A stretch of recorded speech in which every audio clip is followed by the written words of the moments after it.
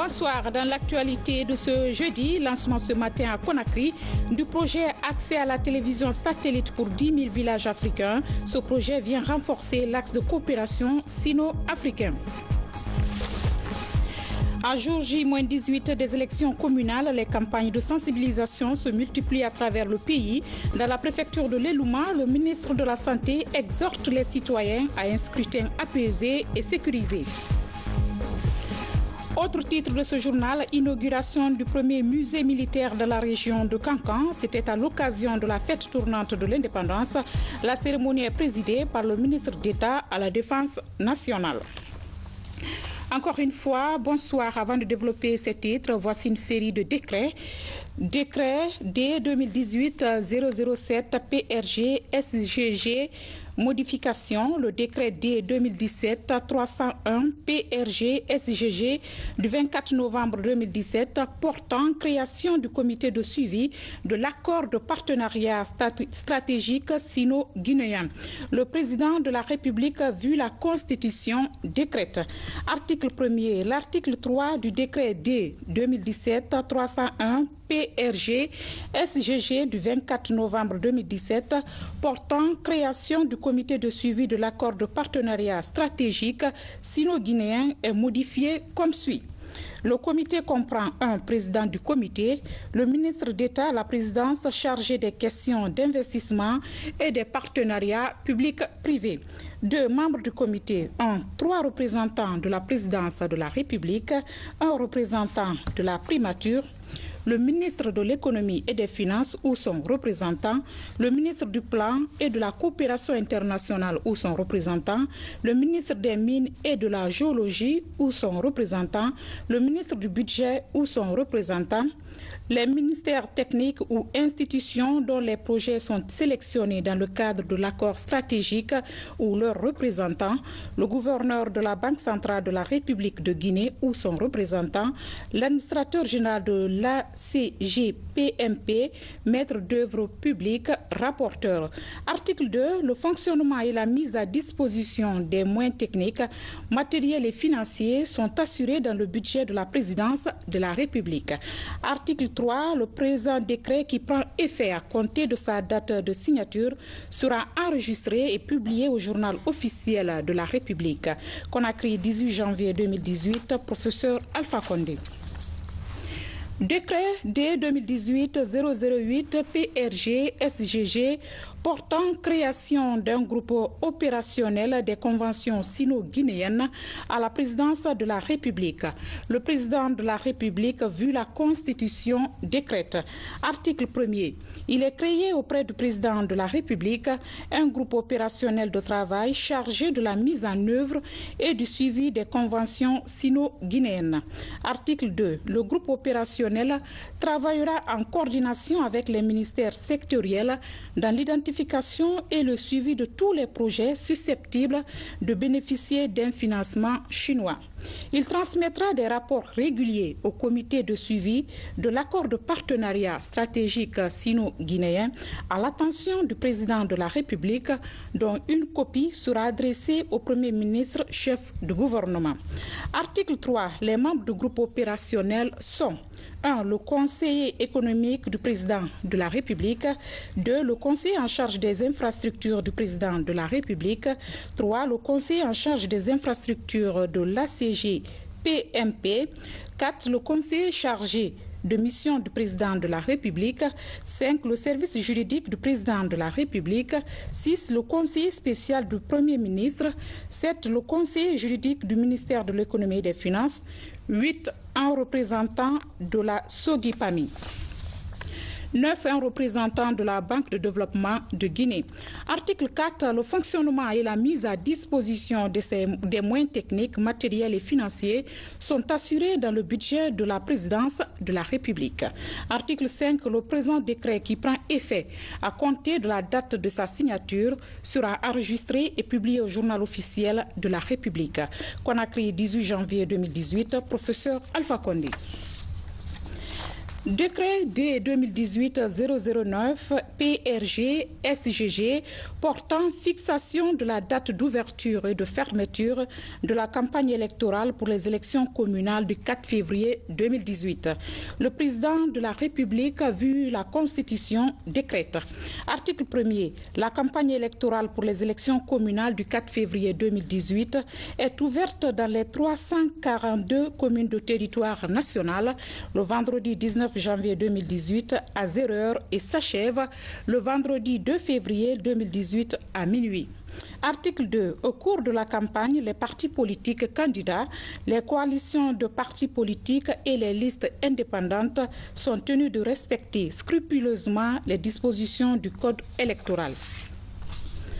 Article 3. Le président de la Commission électorale nationale indépendante CENI, la présidente de la Haute Autorité de la Communication HAC, le ministre d'État chargé de la Justice, le ministre d'État chargé de la Sécurité et de la Protection civile, le ministre de l'Administration du Territoire et de la Décentralisation, la ministre de l'Économie et des Finances, le ministre de la Communication sont chargés chacun en ce qui le concerne de l'application du présent décret.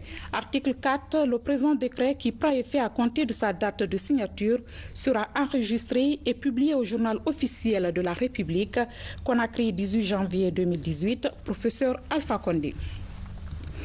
Je vous le disais dans les titres, lancement ce matin à Conakry du projet de coopération sino-africain dénommé l'accès à la télévision satellite pour 10 000 villages africains.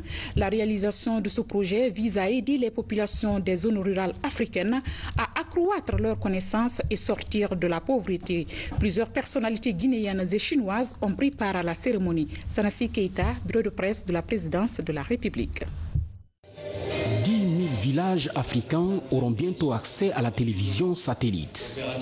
C'est un projet de coopération sino-africain visant à permettre à chaque famille des zones rurales d'accéder à un signal numérique offrant des images de haute qualité et des programmes riches. La cérémonie de lancement de cette initiative, qui va couvrir toutes les sous-préfectures de la Guinée, a mobilisé plusieurs personnalités guinéennes et chinoises, mais également les professionnels évoluant dans le numérique.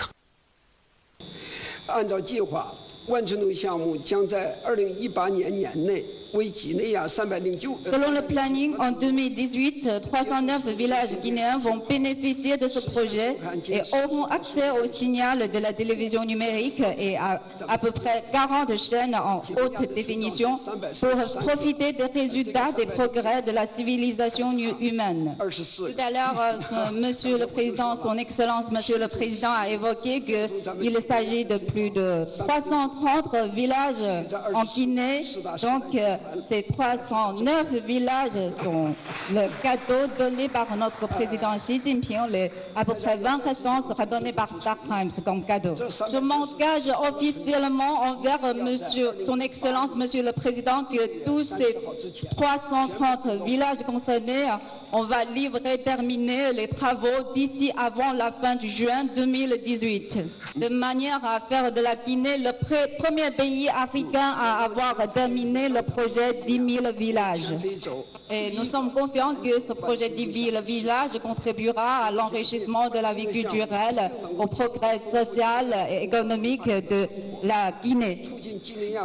En 2002, Star Times a commencé à explorer activement le marché africain dans l'esprit de la vision du groupe qui est de permettre à chaque famille africaine d'être capable de s'abonner à la télévision numérique et d'en jouir. Jusqu'à ce jour, nous avons enregistré des filiales dans à peu près 30 pays africains, dont le Nigeria, le Kenya et la Guinée, pour un montant d'investissement total d'environ 800 millions de US$ et nous disposons d'un parc supérieur à 10 millions d'abonnés. Star DTV en Guinée a été créé en janvier 2010, a conquis 220 000 abonnés en 8 ans et emploie plus de 100 employés locaux. Elle est le premier grand opérateur de télévision numérique payante en Guinée, a également obtenu à plusieurs reprises des prix pour sa contribution au secteur. Et pour l'instant, à l'heure actuelle, StarTimes est en train de travailler de concert avec le gouvernement guinéen pour profiter des prêts concessionnels fournis par le gouvernement chinois afin de réaliser le passage vers la télévision numérique.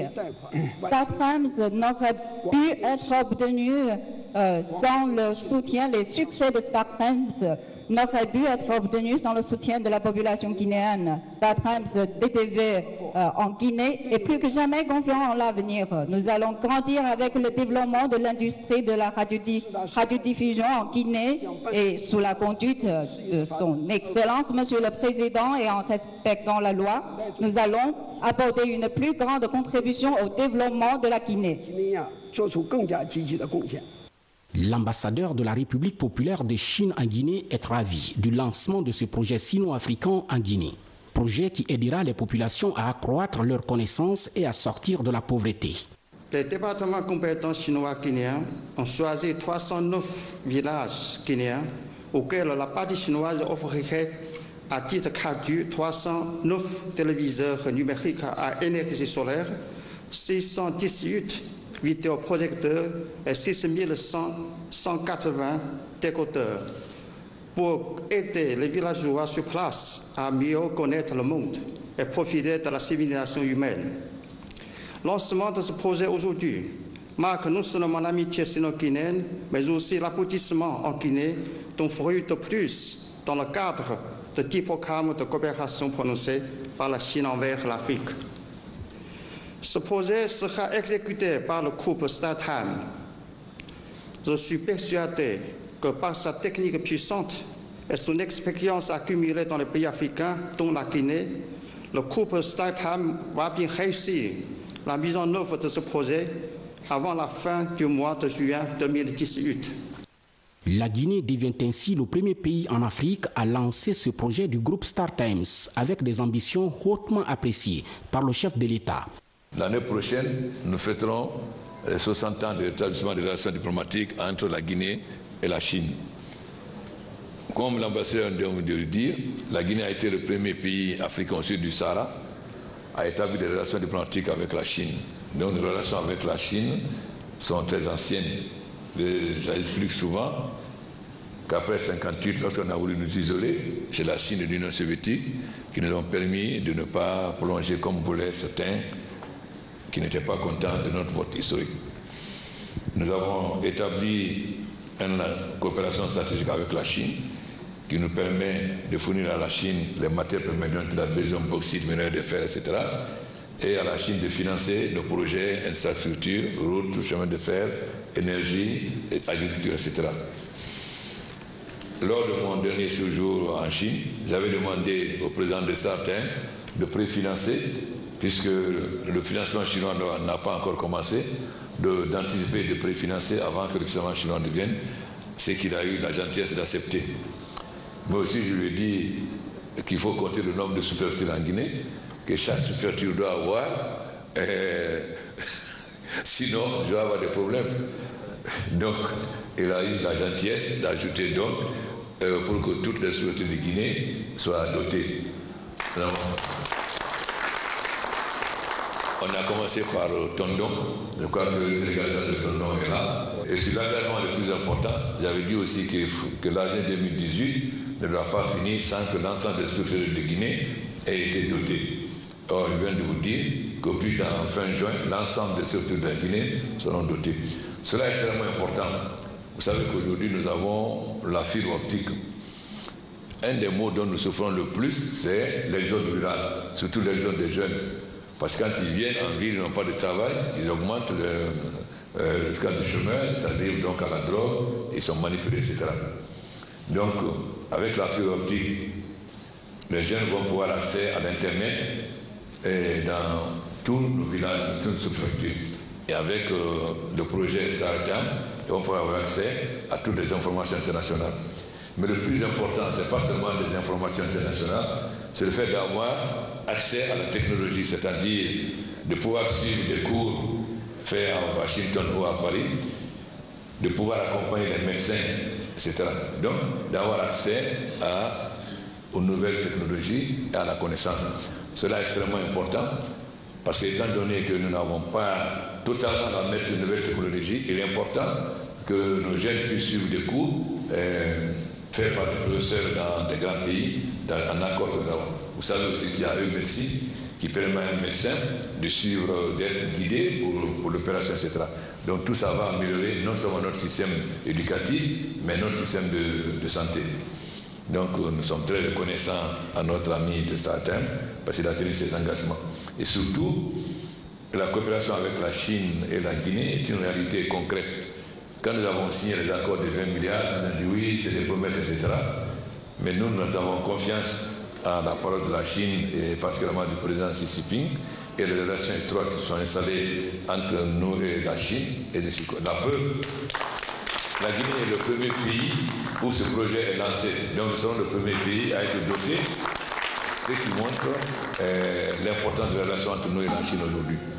Nous allons continuer à renforcer nos relations avec la Chine parce que c'est une coopération gagnant-gagnant. La Chine est le principal consommateur de matières premières, bauxite, minerais de fer. La Guinée est le principal fournisseur de bauxite.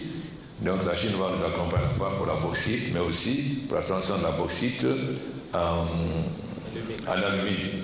Mais plus fort, avec la Chine, nous avons décidé de faire une zone économique à Bouquet qui commencera à avoir 100 000 habitants et 30 000 emplois.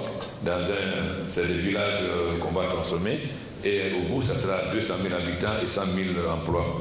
Mais aussi avec la Chine, nous sommes en train de travailler sur des zones industrielles qui est différente de la zone économique. Pourquoi nous avons choisi Bouquet comme ça? Ce n'est pas positionné à Bouquet. Mais Bouquet va avoir des ports en eau profonde. Ça veut dire que les bateaux qui vont venir de Chine pour transférer la bauxite sont des bateaux de 200 000 à 250 000 tonnes. Ces bateaux en partant partent remplis de bauxite. Au retour, ils reviennent vides. Donc nous avons imaginé que comme ça devienne un hub, c'est-à-dire les conteneurs qui vont venir pour la Guinée, le Sénégal, la Côte d'Ivoire, le Niger, etc., arriveront à Kamsa, Bouquet, à un coût faible, puisque les bateaux reviennent vides, donc ils peuvent transporter. Et à ce moment-là, il y aura transportement de Kamsa, Bouquet vers le Sénégal, la Côte d'Ivoire, le Nigeria. Supposez par exemple que pour envoyer un conteneur à Dakar, ça coûte 4 000 $. Le conteneur peut arriver à Conakry pour 500 ou 1 000 $. Et de Conakry à Dakar, évidemment, ça ne fera pas plus de dons. Ils vont économiser plus de 2 000 $ en utilisant le port. Voilà pourquoi nous avons choisi comme ça. Donc, ce n'est pas du tout une raison de préférence personnelle. Ensuite, évidemment, comme ça, le développement de la bauxite et de l'alumine. Et vous savez que nous avons le contenu local et surtout la zone économique va permettre d'installer beaucoup d'autres types d'entreprises. Pourquoi? Parce que les entreprises, beaucoup d'entreprises chinoises pourront venir faire leur usine de montage ou de production là parce que le transport ne va pas coûter cher. Et donc il pourra partir de la Guinée, ravitailler la CEDEAO puisque nous sommes dans la CEDEAO dans une même zone monétaire. Voilà donc pourquoi nous avons choisi. Maintenant la zone industrielle, vous savez qu'aujourd'hui, la Chine veut délocaliser certaines entreprises comme les entreprises textiles. Nous avons souhaité donc que certaines de ces entreprises soient délocalisées en Guinée pour qu'ils produisent en Guinée, qu'on puisse exporter sur l'extérieur, soit dans l'Union européenne, soit dans l'Agora. Donc la coopération avec la Chine ne fera que s'intensifier comme partenariat gagnant-gagnant. Parce que le partenariat avec la Chine, c'est un partenariat gagnant-gagnant. Bien sûr, beaucoup de gens nous critiquent en passant qu'on a tout donné à la Chine, mais je répondais déjà à Berlin. Lorsque nous voulons construire un barrage et que nous lançons un appel d'offres, qui finance? Lorsque nous voulons construire une autoroute, qui finance? Évidemment, les Européens aussi ont tiré les leçons parce qu'ils viennent d'adopter un projet de financement de 4 milliards €, qui va permettre aux entreprises européennes aussi de participer au projet. Mais pour le moment, nous avons fini le barrage Caleta avec la Chine, soit petit et en cours. Demain, nous allons poser la première pierre du barrage en Maria. Donc d'ici 2020, nous aurons donc fini les 4 barrages sur le fleuve Concouré. Mais aussi, L'appel d'offres est en train d'être dépouillé pour le barrage de Kokoutamba, qui se trouve à Tougué et qui fait un barrage de 293 MW, qui sera suivi de Balissa et de Baléa. Donc il y a 3 barrages sur le fleuve Sénégal qui feront 700 MW. Les études de faisabilité du barrage de Foumi à Kosa sont finies. Là aussi, nous espérons le lancer au cours de l'an 2018. Foumi, ce n'est pas un barrage très important comme les autres, c'est 90 MW, mais c'est plus important que les autres barrages, parce que Foumi va permettre d'irriguer au moins 100 000 hectares en Guinée, autant au Mali, au Niger, au Nigeria qu'au Tchad. Donc Foumi est extrêmement important pour l'agriculture. C'est pourquoi donc, nous avons tenu à... Bien sûr, il y a les autres barrages qui seront faits au cours, ainsi que l'énergie solaire. Comme nous avons beaucoup de MLU sur l'énergie solaire, nous allons donc lancer un appel d'eau pour sélectionner parce que nous ne pouvons pas... Nous avons des MLU pour 2000 MW, nous n'avons pas besoin de tout cela. Donc nous allons nous faire accompagner par la Banque mondiale, nous allons faire un appel d'eau pour sélectionner sa liste. On a besoin de 50 MW à Cancan par exemple. Ceux qui veulent, on choisira celui qui a la meilleure technologie et le moins 10 ans, mais de façon transparente. C'est pourquoi nous faisons avec la Banque mondiale qu'on ne dise pas qu'on a favorisé telle ou telle entreprise. Nous voulons que la gestion en Guinée soit transparente et claire. Donc je remercie nos amis de Chine, le président Xi Jinping, surtout notre ami de Sartin, parce qu'il a accepté de préfinancer, et surtout d'augmenter le nombre. Mais ça, sa faute, hein. Parce que quand j'ai été le voir, au déjeuner, je lui ai dit, la Guinée attend de sous-préfecture. Et s'il n'a pas couvert, il est responsable, donc il faut qu'il couvre. Vive la coopération sino-guinéenne, vive l'amitié entre les deux peuples. Nous espérons qu'avec la Chine, nous allons fêter brillamment le 60e anniversaire de la Nation et de relations diplomatiques entre nos deux pays. Avec le lancement de ce projet sino-africain, la Guinée devient ainsi le fer de lance de la télévision numérique en Afrique. Ce qui va sans nul doute permettre d'améliorer substantiellement le niveau éducatif des populations des zones rurales africaines, notamment dans les domaines agricoles, scientifiques et sanitaires. D'où la signature de ce mémorandum d'entente entre le gouvernement guinéen et le groupe Star Times pour ce projet. Projet qui se place dans le cadre des 10 programmes de coopération prioritaires destinés à stimuler la coopération entre l'Empire du Milieu et l'Afrique. Direction le palais Sékou Touré où le chef de l'État a reçu hier en audience les opérateurs économiques. Professeur Alpha Condé invite ces opérateurs à investir davantage dans l'industrie, l'agriculture et l'élevage. En réponse, ces patrons d'entreprises ont sollicité la création des banques de développement. Mohamed Lamine Souma, Boubacar Souma. Le but de la rencontre est d'amener les commerçants guinéens à se transformer en industriels. Pour le président Alpha Condé, développer la Guinée, créer l'emploi, rendre forte l'économie du pays, il faut développer l'industrie, l'agriculture et l'élevage. Et cela ne pourrait se faire sans un secteur privé guinéen dynamique, bien organisé et financièrement puissant. C'est en tout cas le vœu et la vision du président Alpha Condé. Et je sais que vous êtes tous partis, vous êtes engagés pour développer ce pays. Certains d'entre vous ont créé des entreprises parce que vous savez que notre grand problème, c'est l'emploi jeune, mais aussi c'est le développement du pays. Et pendant longtemps, beaucoup d'entre vous ont été confinés au commerce import-export. Vous savez que cela ne peut pas développer un pays. Mais nous avons eu l'occasion d'échanger. Je sais que vous êtes soucieux du devenir de ce pays et que vous voulez vraiment que le pays change. Mais le pays ne peut pas changer s'il n'y a pas la paix, s'il n'y a pas la tranquillité, si on ne dit pas la vérité aux gens. Parce qu'en Guinée, le mensonge passe plus vite que la réalité. Et nous avons donc besoin d'échanger pour que vous expliquiez aux populations exactement qu'est-ce que moi je pense pour la Guinée. Donc, mon objectif, c'est que la Guinée soit ce que les colonisateurs français voulaient que la Guinée soit. Si vous regardez le programme de l'ONU, la Guinée devait être le pays le plus développé de l'Afrique francophone, c'est-à-dire Afrique de l'Ouest, Afrique centrale. Quand on demandait à Oufou, il disait que moi, si je devais choisir, je préfère être président de la Guinée que président de la Côte d'Ivoire. Bon, donc, mon objectif aujourd'hui, c'est qu'on soit ce pays-là qui devait Guinée être. Pour deux raisons. Pourquoi les Blancs ont voulu ça? Nous avons 6 000 MW de production de barrage, donc l'électricité. nous avons la bauxite, nous avons le minerai de fer. Donc ce que la France voulait, c'est faire les barrages, faire les usines pour transformer l'aluminium et la sidérurgie pour ravitailler la France et les pays européens. Donc la Guinée devait être la base de développement sidérurgique et d'aluminium. Parce que nous avons les barrages pour l'électricité et nous avons les matières premières. En réponse, les opérateurs économiques souhaitent que le gouvernement appuie et protège davantage les investisseurs. Ils ont aussi demandé au président de la République de lutter contre la lourdeur administrative qui, selon eux, tord le bras aux initiatives privées d'investissement. On a un peu l'expérience comment les autres pays sont développés.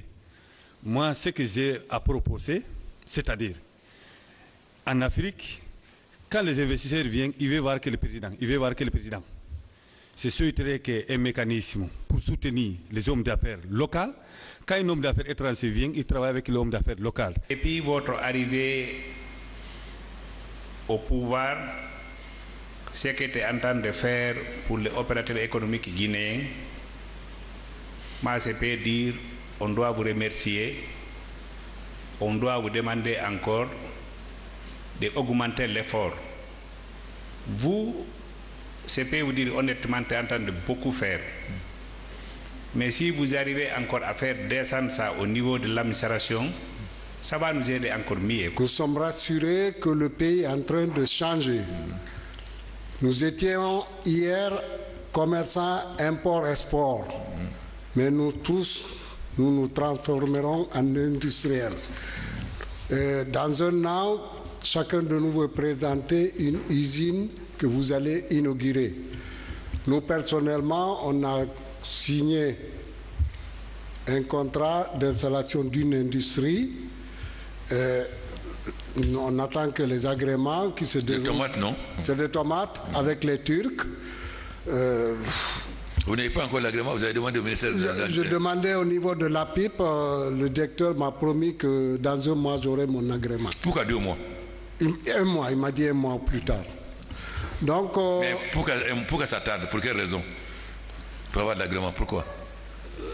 Il m'a dit qu'il y a un délai minimum pour un agrément. Décider de mener à bien l'implication du secteur privé guinéen dans le développement du tissu industriel, l'agriculture et l'élevage, le président Alpha Condé a donné d'autres éclaircissements. Ce n'est pas le commerce. El Hadj a son usine de farine. Il n'est pas commerçant. Il a son usine de farine, il vend en gros, en Italie, où il exporte. Tafagui a son usine de farine. Il y a quelqu'un qui vient de faire une usine de noix de cajou. Il transforme l'anacarde en noix de cajou. Mais il vend sur les Pays-Bas, puisqu'il les vend à des grossistes dans un premier temps, puisque pour le mettre sur le marché, c'est l'un du marché, il faut mélanger avec du lait, il faut mélanger avec du sel, etc. Donc, il vend les noix de cajou. Il fait les noix de cajou en plus de 5 kg. Il vend. Donc, ce n'est pas l'industriel vend. Je pense que Sagalé est bien placé pour le savoir. Quand vous produisez, vous vendez. Mais je ne pense pas que tu as assisté à la rencontre que nous avons eue ici, dernièrement, le déjeuner qu'on a eu. Je ne sais pas si tu as assisté, tu avais assisté.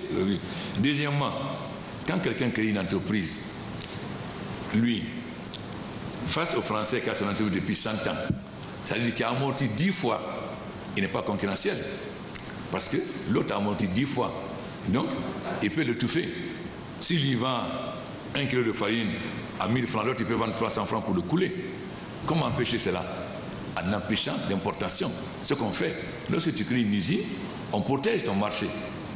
Demandez, j'étais à Swapiti. Tout le ciment de Swapiti est pris en Guinée. Tout le ciment. Et il faut savoir le nombre de quantités de ciment dont Swapiti a besoin.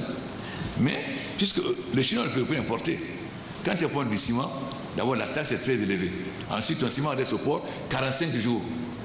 Donc, tu vas payer des surestaries. Donc, aujourd'hui, l'usine de ciment n'est pas concurrencée. On avait un accord avec le Maroc pour acheter de la farine au Maroc. On a fermé. Aujourd'hui, il n'est pas concurrencé. Donc, quand vous créez une usine, dans tous les pays du monde, c'est comme ça. Quand vous créez l'usine, vous n'êtes pas concurrentiel par rapport à ce qui existe depuis longtemps. Donc, l'État doit vous protéger. Sinon, votre usine va être coulée par le commerce. Parce que les gens vont importer à un prix plus bas et vont créer une usine. Donc c'est pourquoi nous avons décidé, et ça nous l'avons clairement dit, chaque fois que quelqu'un produira une usine en Guinée, on va le protéger. Installation en Guinée d'une usine de tomates à Mamou, d'une usine d'emballage de motos de marque chinoise à Conakry dès cette année 2018, construction de 2 usines de fabrication de morceaux de sucre, l'installation et le fonctionnement d'une usine de fabrication de câbles et fils électriques et une usine d'emballage. Ce sont là, entre autres innovations annoncées à l'actif du secteur privé guinéen. Les femmes d'affaires ont de leur côté sollicité du président Alpha Condé de renforcer leurs capacités pour leur permettre de mieux développer les petites et moyennes entreprises. Cette rencontre avec les opérateurs économiques originaires du Fouta, initiée par le président Alpha Condé, a été une occasion de les mettre en confiance. Toujours dans l'agenda du chef de l'État, professeur Alpha Condé a procédé ce matin à l'inauguration du siège du programme médical de lutte contre la lèpre.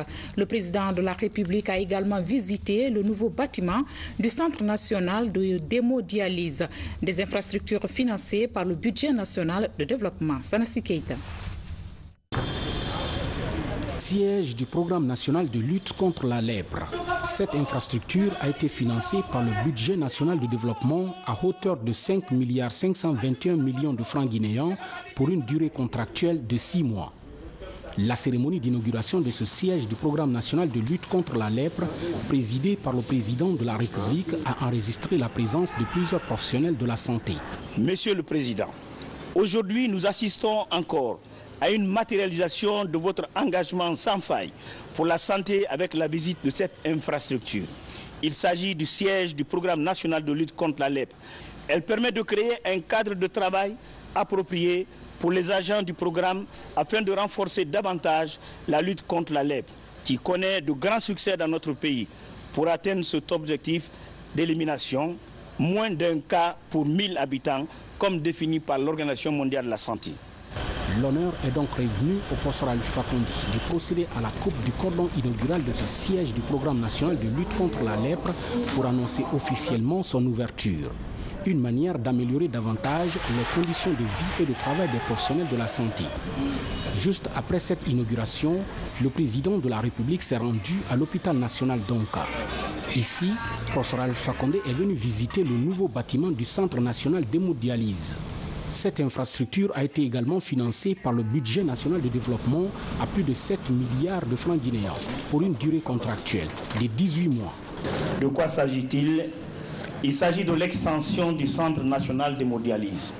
Ce centre a été créé pour assurer la prise en charge des malades atteints d'insuffisance rénale. Grâce à l'appui du gouvernement avec une capacité actuelle de 15 lits, il permet de dialyser 100 malades par an. Mais avec l'offre de service, la demande a augmenté, dépassant largement la capacité d'hospitalisation. Cette situation a conduit à l'élaboration d'un projet appelé projet extension avec une capacité additionnelle de 15 lits qui a été entièrement financé par le budget national de développement. Le président de la République a enfin visité toutes les installations de ce centre national d'hémodialyse. Ici, dans les salles, se trouvent plusieurs malades. Des malades qui ont reçu la visite du professeur Alpha Condé, qui à sa sortie rassure. Vous savez, on a beaucoup de problèmes pour l'insuffisance rénale. Et souvent, on est obligé d'évacuer les gens. Et ça revient très cher au budget national, mais aussi aux patients. Donc, il est extrêmement important qu'on dote nos médecins de centres de dialyse pour que le maximum de Guinéens puissent être dialysés ici à partir de la Guinée. Bon, c'est la même chose que nous avons vu. Vous savez que la lèpre est une vieille maladie, mais qui n'a pas encore disparu, même si le taux est très faible en Guinée aujourd'hui, mais il y en a encore. Donc, il faut trouver le moyen d'éradiquer la lèpre. Vous savez que la lèpre, quand même, rend la personne... il a honte de se montrer parce que, bon, en plus, c'est contagieux. Donc, après le Ebola, il faut qu'on fasse tout maintenant pour qu'on éradique le maximum de maladies, d'épidémies en Guinée. Et la dialyse, c'est très important parce que nous évoquions beaucoup de gens sur l'Europe. Donc nous voulons renforcer la dialyse ici. Peut-être on va augmenter encore la capacité pour qu'ils puissent traiter. Nous avons des très bons médecins qui sont très capables, mais il faut qu'ils aient les équipements. S'ils ont des équipements, on n'a plus besoin d'évacuer les gens. Mais il faut qu'on les mette à leur disposition. Après l'épreuve difficile qu'a connue la Guinée dans la lutte contre la maladie à virus Ebola, le président de la République ne cesse de poser des actes pour renforcer les capacités du système de santé du pays, à travers justement la construction de plusieurs infrastructures sanitaires, comme les centres de traitement contre les épidémies dans toutes les préfectures, les centres de santé améliorés et tant d'autres. Et ce communiqué du ministère de l'Énergie et de l'Hydraulique. Monsieur le ministre de l'Énergie et de l'Hydraulique porte à la connaissance du public du lancement des travaux du barrage hydroélectrique d'Amaria. Ces cérémonies placées sous le haut patronage de son Excellence professeur Alpha Condé, président de la République, chef de l'État, auront lieu le vendredi 19 janvier 2018 à Koutoun, dans la sous-préfecture de Ouassou, préfecture de Dubreka, à partir de 14h30. Sont conviés à cet important événement les membres du gouvernement, les représentants des institutions républicaines, les représentants des institutions internationales, les représentants des missions diplomatiques, honorables députés à l'Assemblée nationale, les gouverneurs de Kindia et de Boké, les préfets et sous-préfets de Kindia et de Boké, l'administrateur général DDG, le directeur général de Souapiti, le personnel du cabinet de l'énergie et de l'hydraulique, la presse nationale et internationale. C'est désormais officiel, la campagne électorale commence demain 19 janvier sur toute l'étendue du territoire national. Elle s'étendra sur 15 jours. À propos, voici la déclaration du président de la CENI au micro de Makemedonzo. La campagne électorale débute demain 19 janvier jusqu'au 3 février.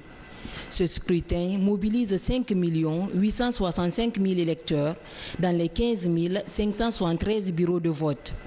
Il s'agit de porter à la tête des communes urbaines et rurales des dirigeants à qui confier les destinées des collectivités pour ces 5 ans à venir. J'en appelle donc pour une campagne civilisée, apaisée, fraternelle, où les propos seront toujours pondérés. Je rêve de compétition où le vaincu, avec élégance, irait congratuler son challenger, où le vainqueur saura avoir le triomphe modeste. Pour tout dire, nous devons proscrire les excès et les passions. Le juge des élections, le magistrat, sera le recours ultime et légitime en cas de contestation. Seule cette autorité a compétence de rétablir chacun dans ses droits. Aussi, devrions-nous constamment garder à l'esprit que la nation guinéenne représente notre patrimoine commun. Elle est, pour cette raison, au-dessus de nos aspirations individuelles et nos intérêts partisans, aussi légitimes soient-ils. L'unité nationale, la cohésion sociale doivent guider nos actes. La dernière élection communale en Guinée date de 2005. Après 12 années, 30 000 candidatures sont enregistrées avec plus de 1300 listes de partis politiques et listes indépendantes. Le message est compris, les protagonistes sont invités à privilégier l'intérêt supérieur de la nation.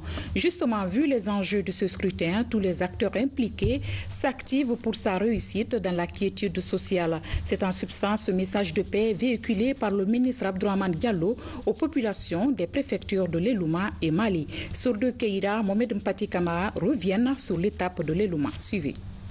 Vive la démocratie! Vive la démocratie! Renforcer le tissu social et la coexistence pacifique entre les sensibilités politiques évoluant sur le terrain, c'est l'objectif de cette tournée marathon. En messager du chef de l'État, le ministre de la Santé, parrain des préfectures de l'Elouma et de Mali, échange avec les populations sur l'importance des élections communales et communautaires dans le processus démocratique. Des élections considérées comme le passage obligé pour un véritable développement communautaire participatif. Nous avons tous constaté un engouement vraiment des différentes populations à accompagner donc la mission du président de la République. Partout nous avons été accueillis avec enthousiasme, avec un grand engagement. Écoutez, nous avons passé le même message partout. C'est un message donc de paix, un message de cohésion, surtout qu'il y a les élections qui arrivent. Nous avons saisi l'occasion pour leur demander qu'il s'agit simplement pour leur dire qu'il s'agit d'une élection, vraiment de s'entendre, de faire de sorte qu'il y ait la paix en République de Guinée, qu'ils se comprennent, qu'ils désignent la personne qu'ils veulent, vraiment qu'ils estiment être la meilleure. Pour réussir ce challenge, toutes les composantes sociales sont mises à contribution dans les 10 sous-préfectures et la commune urbaine de l'Elouma. Des milieux populaires aux différents foyers de l'islam, l'apaisement des élections demeure la préoccupation partagée. Nous optons pour la stabilité et la paix dans notre pays en général et plus particulièrement dans notre sous-préfecture. À l'Elouma, la CEPI, Commission électorale préfectorale indépendante, estime le niveau de distribution des cartes d'électeurs à plus de 80%. Cette démarche du parrain de la préfecture réconforte les efforts de l'institution en charge du scrutin dans la préfecture. Nous devons oublier tout, ne se pencher que sur le développement de notre localité. Donc qu'il n'y ait pas de discrimination, que tout le monde soit des frères. Parce qu'ils tous luttent pour un même objectif, le développement de l'Elouma. Le RPG Arc-en-Ciel, l'UFDG, l'UPR, l'UFR ou encore le PADES sont les principaux partis politiques qui compétissent au compte de ces communales et communautaires dans la localité. Entre eux, on note une parfaite harmonie sur le terrain. Même scénario dans la préfecture de Farana où le ministre de la fonction publique a expliqué aux populations les actes posés par la Troisième République.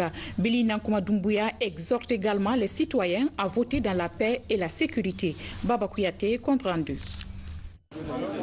C'est dans la préfecture de Farana que le ministre en charge de la fonction publique informe les populations sur les acquis de la Troisième République et les perspectives de développement contenues dans le programme national de développement économique et social, PNDS. Devant des différentes couches sociales massivement mobilisées, tout comme dans les sous-préfectures de Bendou et Bagna, nombreuses sont des populations qui saluent les réalisations du président de la République. L'équipement du foyer des jeunes, construit depuis 2013, devait actuellement être la vitrine des jeunes de Bendou. La réhabilitation de la route Farana-Kouroussa en passant par Bendou via Bamfele. La réhabilitation aussi des lampadaires éteints.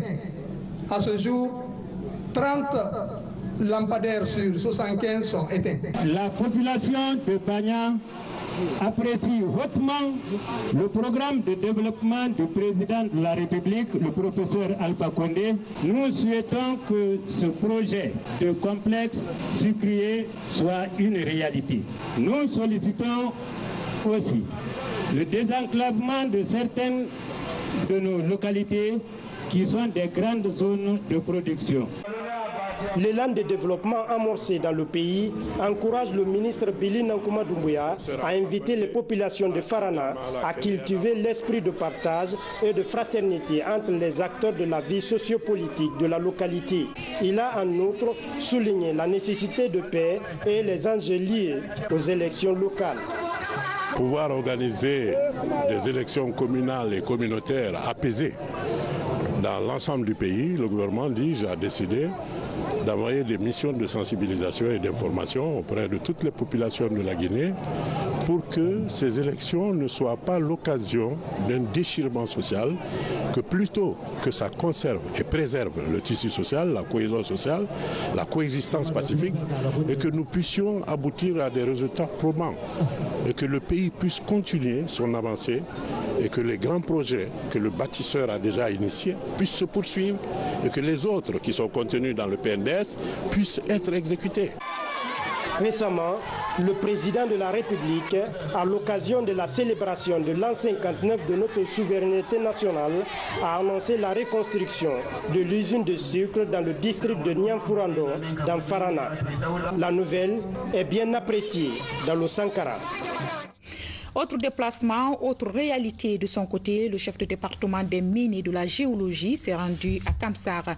Abdoulaye Magasouba est allé visiter le chantier du projet d'extension de la CBG, une extension qui vise à accroître la capacité de production de la société.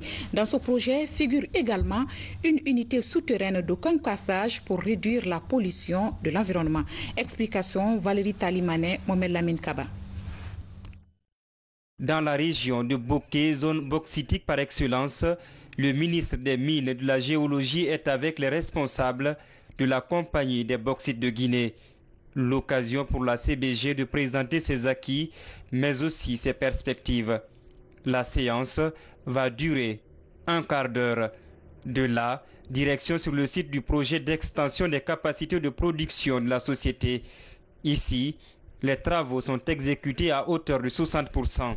Concernant le projet est stabilisé depuis bientôt 1 an et en termes de budget et en termes d'évolution des travaux. Ce que vous avez vu aujourd'hui, on est presque dans la dernière phase ou bien la deuxième moitié de la phase de construction du projet qui consiste à finaliser la construction de la nouvelle unité de concassage et de broyage. Parmi les infrastructures en construction, un puits de 21 mètres de profondeur sur 123 mètres de diamètre.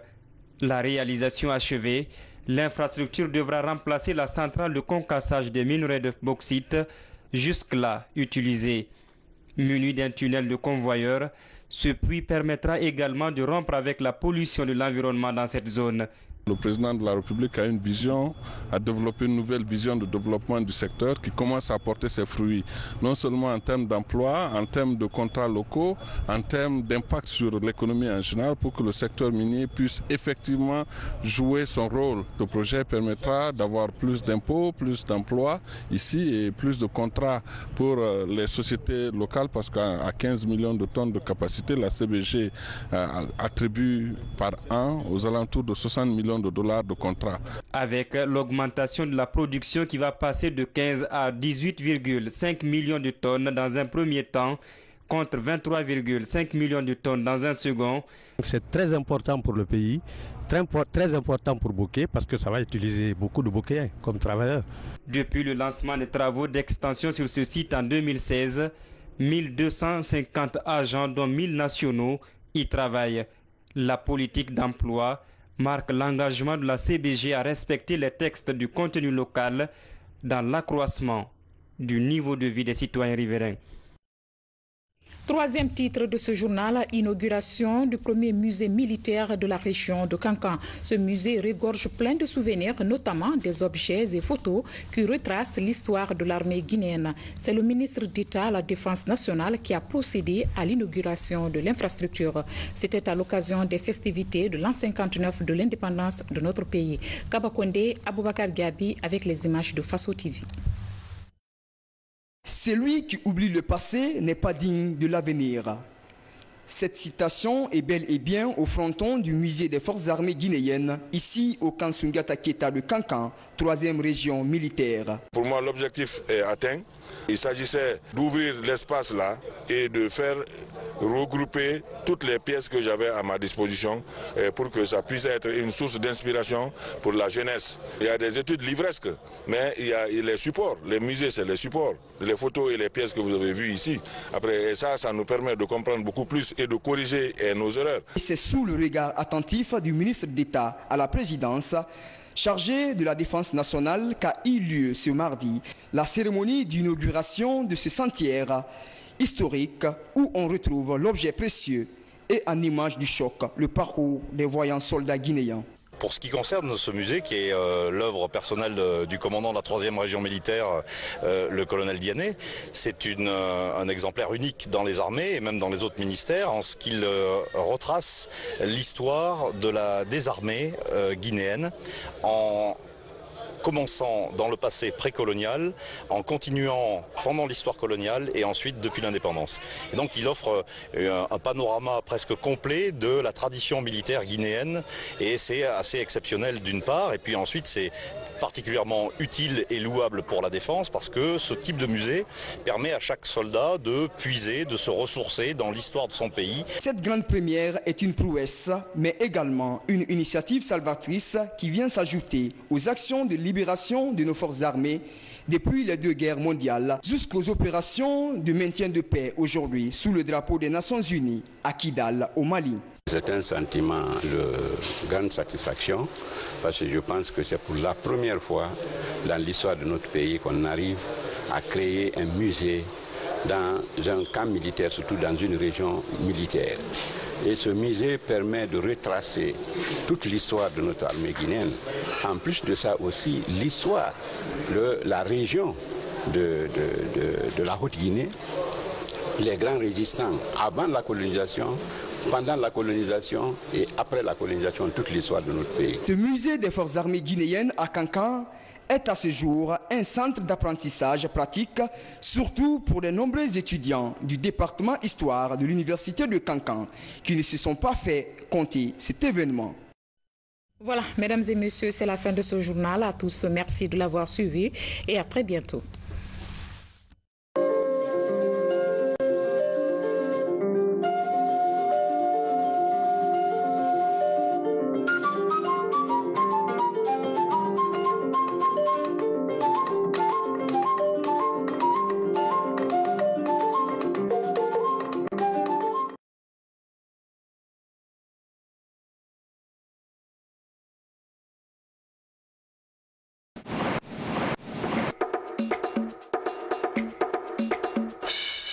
À Souapiti, l'eau du fleuve Concouré ne coule plus dans son lit naturel.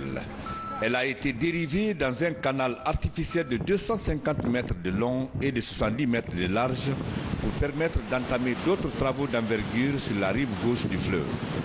L'ouvrage hydraulique qui a permis de réussir cette opération est un bâtard d'eau dont la fermeture a eu lieu le mercredi 10 janvier 2018 par la société chinoise CWE. La cérémonie a été présidée par le président de la République, chef de l'État, professeur Alpha Condé. Le président, vous l'avez vu, a donné le coup d'envoi pour fermer définitivement le lit majeur du fleuve Concouré, en fermant le bâtard d'eau deuxième phase. Le bâtard d'eau, c'est quoi? C'est un petit barrage qui permet de dévier l'eau là où on veut pour assécher la zone de construction du barrage. Mais la première partie, vous l'avez vu, il atteint déjà plus de 20 mètres de hauteur. Vous avez vu l'eau qui a été dérivée, qui passe à travers le corps du barrage dans les pertuis que vous avez regardés. Donc cet événement-là, c'est un événement important, en tout cas pour tous les bâtisseurs des barrages, pour tous les constructeurs des barrages. Quand vous fermez le bâtard d'eau deuxième phase, ça veut dire que vous avez atteint la phase la